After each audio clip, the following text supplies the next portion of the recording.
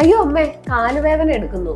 കുഞ്ഞുങ്ങള് രാത്രി കാലങ്ങളിൽ ഇതുപോലെ കാലുവേദന എടുത്തിട്ട് കരയാറുണ്ടോ? അതുപോലെ സ്കൂള് വിട്ട് വരുന്ന സമയങ്ങളിലൊക്കെ കാലുവേദന പറയാറുണ്ടോ? അതുപോലെ രാത്രിയാവുമ്പോൾ തുടർച്ചയായിട്ട് കാലിൽ ചൂട് വെക്കുക, കാല് ഉഴിഞ്ഞു കൊടുക്കേണ്ടി വരിക, ഇങ്ങനെയുള്ള അവസ്ഥ വരാറുണ്ടോ? എങ്കിൽ ഈ വീഡിയോ നിങ്ങൾ തീർച്ചയായും കാണണം. നമസ്കാരം, ഞാൻ ഡോക്ടർ ഐശ്വര്യ, ഹോമിയോപ്പതി പീഡിയാട്രീഷ്യൻ ആണ്. ഇതിനെയാണ് ഗ്രോയിങ് പെയിൻ എന്ന് പറയുന്നത്. എന്താണ് ഗ്രോയിങ് പെയിൻ? നമുക്കറിയാം, കുഞ്ഞുങ്ങൾ ഹൈറ്റ് വെക്കുമ്പോൾ ബോണിന്റെ ലെങ്ത് കൂടുന്നു അല്ലെ? അപ്പൊ ബോണിന്റെ ഉള്ളില് കാലില് ഒരു ട്രാക്ഷൻ ഫോഴ്സ് ഉണ്ടാവുന്നു. ഈ ട്രാക്ഷൻ ഫോഴ്സ് വരുമ്പോൾ ബോണിന്റെ ഉള്ളിൽ ഒരു വേദന ഉണ്ടാവുന്നു.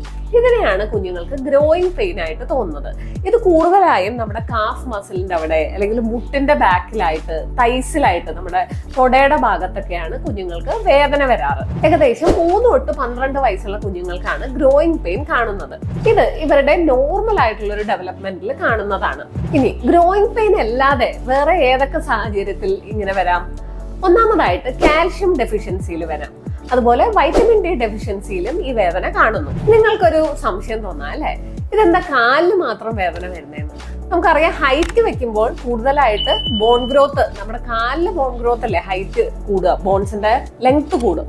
അപ്പൊ കൂടുതലായിട്ടും ആ പെയിൻ അനുഭവപ്പെടുന്നത് കാലുകളിലായിരിക്കും. അപ്പോ കുഞ്ഞുങ്ങൾ കാലുവേദന പറയുമ്പോൾ അതിനെ നിസ്സാരമായിട്ടുള്ള ഒരു സിംറ്റം ആയിട്ട് അവഗണിക്കാതെ നിങ്ങൾ തീർച്ചയായും ഒരു പീഡിയാട്രീഷ്യനെ കണ്ട് അതിനുള്ള ഇവാലുവേഷൻ ചെയ്യേണ്ടതാണ്. നിങ്ങൾക്ക് ഈ വീഡിയോ ഉപകാരപ്രദമായി തോന്നിയെങ്കിൽ തീർച്ചയായും എല്ലാവർക്കും ഷെയർ ചെയ്യുക. അടുത്ത വീഡിയോയിൽ കാണുന്നത് വരെ നന്ദി, നമസ്കാരം.